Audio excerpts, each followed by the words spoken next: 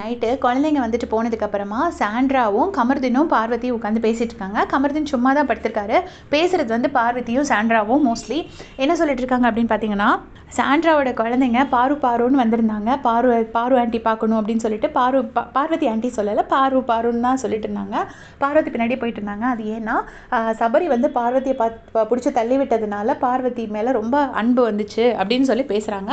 Sandra என்ன சொல்கிறாங்கன்னா, நீ அடி வாங்கியிருக்கேல அதனால தான் அவங்க மனசில் அவ்வளோ டீப்பாக பதிஞ்சிருச்சு அப்படின்னு சொல்லிட்டு சாண்ட்ரா சொல்கிறாங்க. அதுக்கு பார்வதி சொல்கிறாங்க, ஆமாம் சபரி அடிச்சிருக்கான்ல, குழந்தைங்க பார்க்குற ஷோ அதை மனசில் வச்சுட்டு இருக்கணும் அப்படின்னோடனே கமர்தன் அப்படியா அப்படின்னு கேட்குறாரு. அவர் வந்து சீரியஸாக கேட்குறாரு. அதுக்கு உடனே பாரு சொல்கிறாங்க, ஆமாம் குழந்தைங்க மனசில் அப்படியே பதியும் நம்ம என்ன பண்ணுறோங்கிறது, அதனால் அதை பார்த்து தான் பிஹேவ் பண்ணோம்.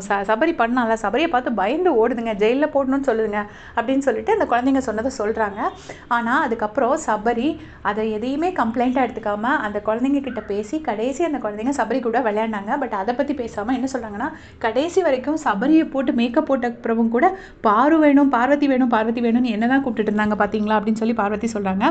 அப்புறம் திவ்யா வந்துட்டு, நீங்கள் எங்கள் அம்மா கூட சண்டை போட்டிங்கல்ல, அதனால தான் எனக்கு உங்களுக்குள்ளே பிடிக்கலை அப்படின்னு குழந்தைங்க சொன்னாங்க, கவனிச்சிங்களா அப்படின்னு சொல்லிட்டு அதை சொல்லி சாண்ட்ரா சிரிக்கிறாங்க. திவ்யாவை பார்த்து குழந்தைங்க சின்ன குழந்தைங்க, உங்களுக்கு தெரியாது, அதனால அந்த பிள்ளைங்க சொல்லியிருக்காங்க.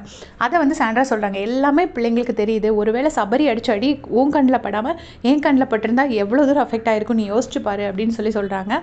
அதே இவங்க எல்லாருமே கேட்டுட்டு சிரிக்கிறாங்க. அதுக்கப்புறமா பார்வதி என்ன சொல்கிறாங்கன்னா, நான் குழந்தைங்கள போய் எடுக்க போனேன், உடனே திவ்யா ஓடி வந்து மடியில் எடுத்து வச்சுக்கிட்டேன், நான் ஒன்றுனா பண்ண அவ்வளோ அதை காப்பி பண்ணிட்டு இருந்தாங்கிற மாதிரி சொல்கிறாங்க. அப்புறமா கனி அக்காவை சொல்கிறாங்க, என்ன இதைத்தான் நான் அவங்கள்ட்ட சொன்னேன், குழந்தைங்க பார்க்குற ஷோன்னு சொல்லி சொன்னேன், அவங்க வந்துட்டு அதெல்லாம் ஒன்றும் இல்லை அப்படிங்கிற மாதிரி சொல்லி விட்டுட்டாங்க, சபரி அடித்ததுக்கு கனி அக்கா பார்த்துட்டு இருந்தது தப்புன்னு சொல்லி, அப்பவும் அவங்களுக்கு புரிஞ்சுக்கல அப்படின்னு சொல்லி சொல்கிறாங்க.